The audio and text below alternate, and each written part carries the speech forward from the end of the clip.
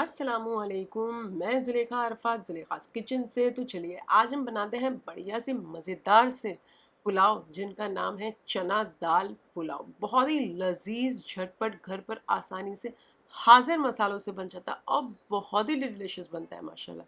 तो चलिए शुरू करते हैं आज की रेसिपी। साधारण यानी ऑर्डिनरी इंग्रेडिएंट से एक्स्ट्रा ऑर्डिनरी डिश बनाते हैं आज की। चलिए पतीली के अंदर तेल डाल दीजिए थोड़ा। मैंने सरसों का डाला है, आप नॉर्मल भी डाल सकते हैं सादा वाला।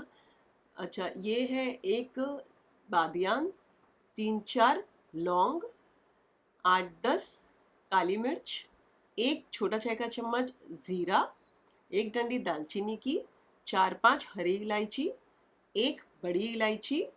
अब ये सारे जो गरम मसाले हैं इन्हें आप तेल के अंदर डाल दीजिए।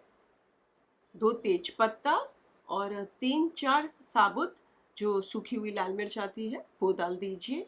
फास्ट आंच पर थोड़ा सा तड़तड़ा जाने दीजिए तेल के अंदर। जब तड़तड़ा जाए तो इसमें 2 मीडियम साइज की प्याज को स्लाइस करके डाल दीजिए और इसे बार बार चलाते हुए फास्ट आंच पर फ्राई कीजिए। आपने तब तक फ्राई करना है जब तक लाइट गोल्डन ब्राउन नहीं हो जाती प्याज। जब प्याज लाल हो जाए तो इसमें डाल दीजिए 1 टेबलस्पून भरकर अदरक लहसुन का पेस्ट और उसे भी डालकर भून लीजिए। तब तक भूनिए जब तक कच्चेपन की खुशबू नहीं चली जाती। उसके बाद डाल दीजिए 2 मीडियम साइज के टमाटर, छील निकाल कर डालिएगा और मैंने बारीक बारीक काट कर डाला है। अब इसे भी फास्ट आंच पर बार बार चलाते हुए 1-2 मिनट तक भून लीजिए। तब तक भूनिए जब तक नम नहीं हो जाते ये टमाटर। अब इसमें डाल दीजिए मसाले। 1 छोटा चाय का चम्मच नमक डाल दीजिए, 1 छोटा चाय का चम्मच धनिया पाउडर, 1 छोटा चाय का चम्मच गरम मसाले का पाउडर, 1 छोटा चाय का चम्मच सौंफ, मैं हमेशा डालती हूँ पुलाव्स में, 1 छोटा चाय का चम्मच भुना पिसा ज़ीरा पाउडर।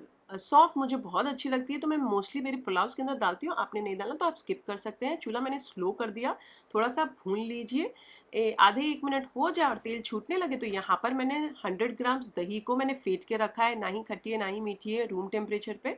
इसे डालकर पहले तो चूल्हा फास्ट आंच कर दीजिए और इसे बार बार चलाते हुए 1-2 मिनट तक भून लीजिए सो दैट कडल अप ना हो जाए ना दही। जब 1-2 मिनट हो जाए तो चूल्हे को कर दीजिए स्लो आंच और ढककर पकने दीजिए। तब तक पकाएं जब तक थोड़ा तेल नहीं छूट जाता।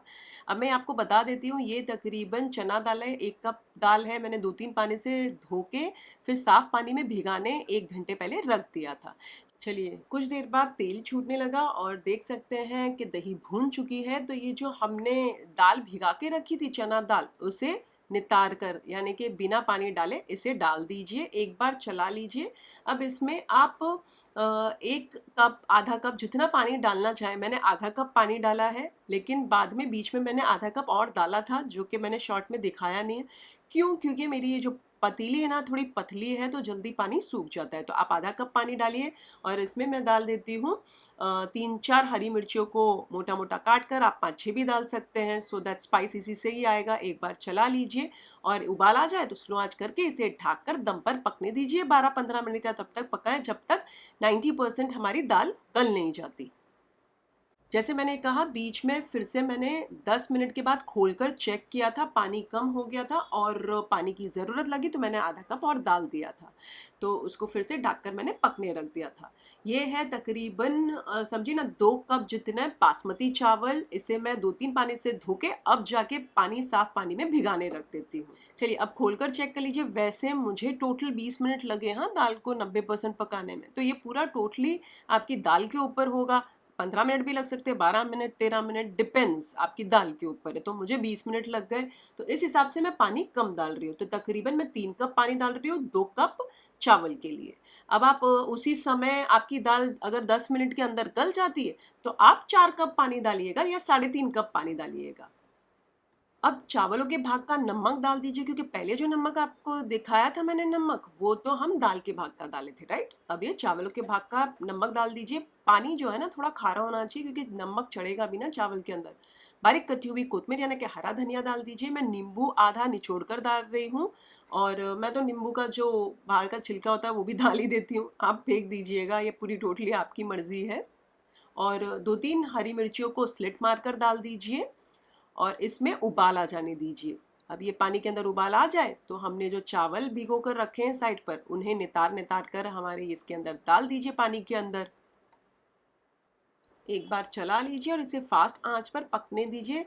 तब तक पकाएं जब तक ऑलमोस्ट पानी सूख नहीं जाता। बीच में एक दो बार मैंने चला लिया था।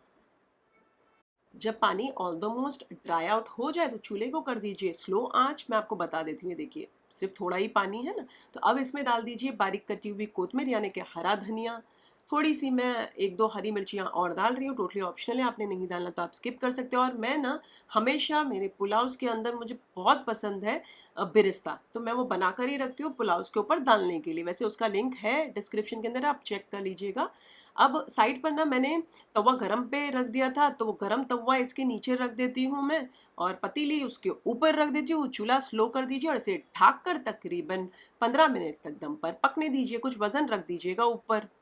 चलिए 15 मिनट हो चुके हैं। यहाँ पर मैं खोलकर आपको दिखा देती हूँ। माशाल्लाह बढ़िया सी है। हल्के हाथ से थोड़ा सा इसे, मैं तो इसे चावलों को फोड़ना कहती हूँ, मतलब नीचे के थोड़े से ऊपर करते हैं तो सो दैट वो जो हमारे चावल है ना नीचे वाले ज़्यादा ना पक जाए।